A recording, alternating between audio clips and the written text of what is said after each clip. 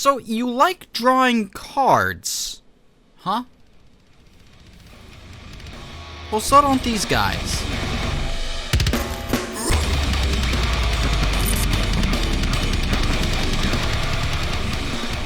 Welcome back, folks, and welcome back to the channel. Thank you for dropping by and your ongoing support. My name is Patrick, host of the EDH Brutality YouTube page, the home for all things metal and magic. Before we jump right into today's deck tech, a quick and special thanks to patrons like you for making videos like this possible. As always, timestamps as well as a link to the full deck list will be provided down in the description below. So without further ado, let's just get into today's commander, which happens to be a pair. That's right, our first ever partner deck we are covering here on the channel, which makes me rather excited. So, our first commander happens to be Shabraz the Skyshark, which is a 3/3 legendary creature shark bird for 3 generic, 1 white and blue mana, stating, partner with Brallin Shabraz Rider, flying. Whenever you draw a card, put a +1/+1 counter on Shabraz the Skyshark, and you gain 1 life. Pay 1 white or blue mana at instant speed for target human to gain flying until end of turn. And of course, what is better than just a Skyshark? Well, how about somebody riding the Skyshark? Because our partner today happens to be Brallin Skyshark Rider, a 3/3 legendary creature human shaman for 3 generic and 1 red mana reading. Partner with Shabraz the Skyshark. Whenever you discard a card, put a +1/+1 counter on Brallin Skyshark Rider, and it deals 1 damage to each opponent.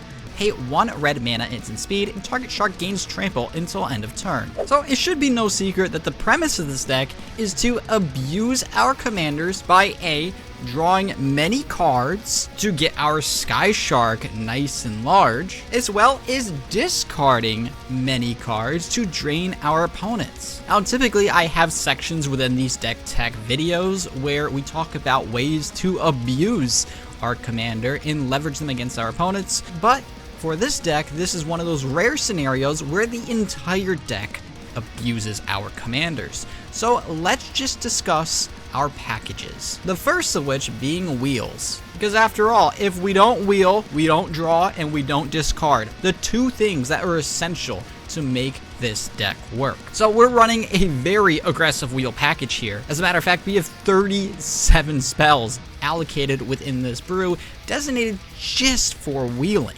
So if you ever run out of cards within this deck or wheels, it's not that you're playing the deck improperly, you're just not playing the deck. Now, as we covered these wheels, several of them do the same exact thing. And of course they all do the same thing, but I'm more so talking about they have no additional abilities.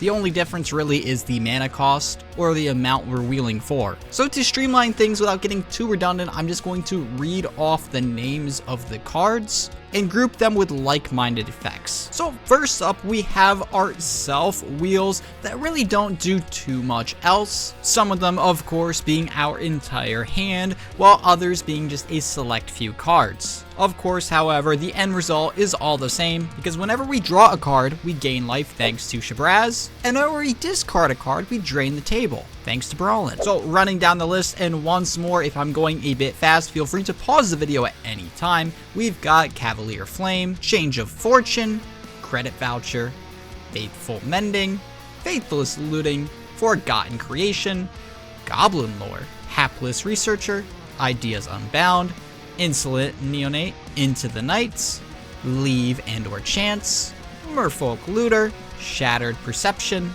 Thrill of Possibility, Tolarian Winds, Tormenting Voice, Cathartic Reunion, Careful Study, Wild Guess, Burning Inquiry, and Whirlpool Rider. Oh, I know, that was a lot, wasn't it? Some of them, of course, trigger on upkeep, while others have flashback. And of course, for each instance of drawing and discarding, you must remember not only are we gaining life and draining our opponents thanks to either one of our commanders, but they are also getting +1/+1 counters for each instance of the action. But if we're having this much fun, we can't leave out our friends, so let's wheel them too.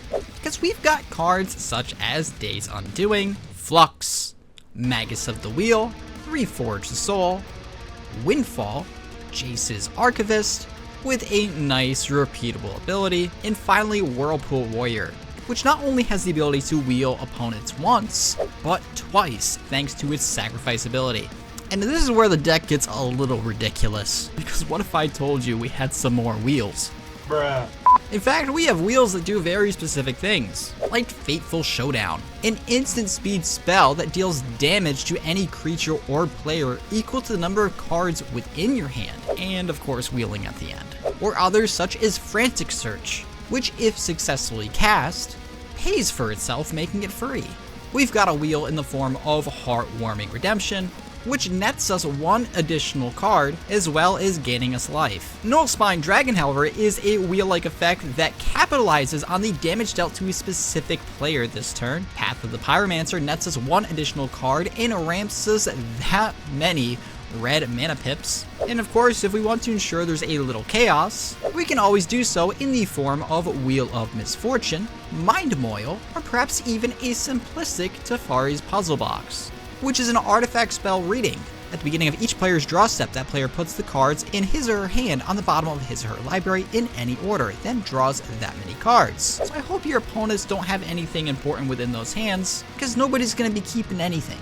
And yeah, that finally concludes our wheel segment. Now, it's no secret that we are drawing a shit ton of cards, so we've got 3 pieces within this brew to capitalize on it, as if our commanders weren't already doing so enough. First up, we have Riel the Everwise, coming in at 1 colorless blue and red mana, with an ability stating, Riel the Everwise gets +1/+0 for each instant or sorcery card in your graveyard. Whenever you discard 1 or more cards for the first time each turn, draw that many cards. So for example, if we cast a Windfall and have 5 remaining cards within our hand, we will discard all 5 and draw 10. To accelerate this, we also have Tefari's Aegis Insights, which is a legendary enchantment that doubles any amount of cards drawn on our behalf. And while we look like the biggest threat that we are, we need something to protect ourselves. So our last card, leveraging all of these wheel-like effects with the card draw, happens to be Ominous Seas, a 1 generic and 1 blue mana enchantment spell reading. Whenever you draw a card, put a 4 shadow counter on Ominous Seas. Remove 8 4 shadow counters from Ominous Seas and create an 8/8 blue Kraken creature token. And honestly, if you aren't creating 4 or more of these within a single game, I don't know what to tell you, because we have so many wheels within this brew that the wheels lead into more wheels. Which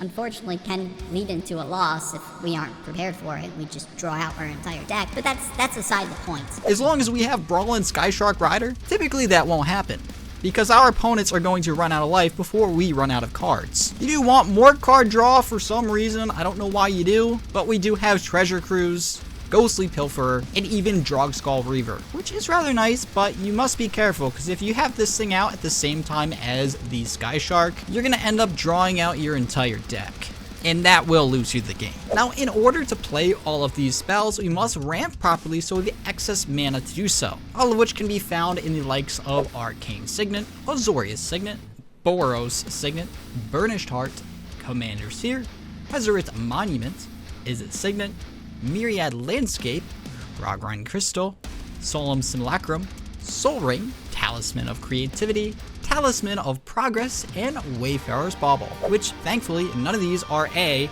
expensive mana-wise or price-wise. In fact, I forgot to mention it, but this entire list is slightly over $100, which is cheaper than sealed products. And I don't know about you, but I personally think it's also much stronger. Now, let's say our opponents are either low on life, or we have a really large commander. But thankfully, due to our commander's abilities, it's typically going to be both at the same time. But even so, we've got some tools within our arsenal to close out the game. We've got Firefight Mage, which is a 1 red mana goblin with a tap ability stating, discard a card and target creature cannot be blocked this turn except by artifact creatures and or red creatures. And for a similar effect, we also have Key to the City, which helps us draw cards, as well as a tap ability stating discard a card up to 1 target creature can't be blocked this turn, ensuring some easy hits on those opponents. And of course, if we are getting easy hits in, we may as well gain some life with that too through a Witch's Clinic,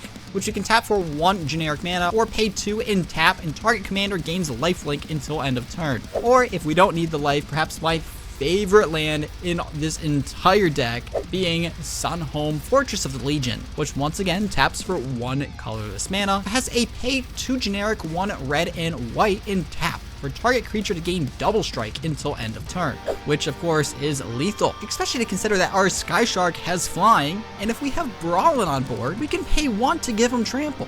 And let's not forget, he's going to be massive from all the cards we've been drawing. But if that's not enough to convince you of an easy win, we have 4 other cards, 3 specifically interacting with our commander. So I want you to picture this. We have Brallin Skyshark Rider on board. He has an ability stating, whenever you discard a card, put a +1/+1 counter on Brallin Skyshark Rider, and it deals 1 damage to each opponent. So if we use our heads to think, when do we typically discard cards? That's right, at the end of turn. And in Magic's rulings, if you draw cards in excess to 7 at the end step, it moves to cleanup and you must discard. And this is where we leverage our commander's damaging discard ability to the likes of Tandem Lookout, Ophidian Eye, and Curiosity. All of which say when enchanted creature deals damage to an opponent, you may draw a card, turning Brallin Skyshark Rider into a machine gun. Because that's right, if we have more than 7 cards in hand with one of these suckers enchanted,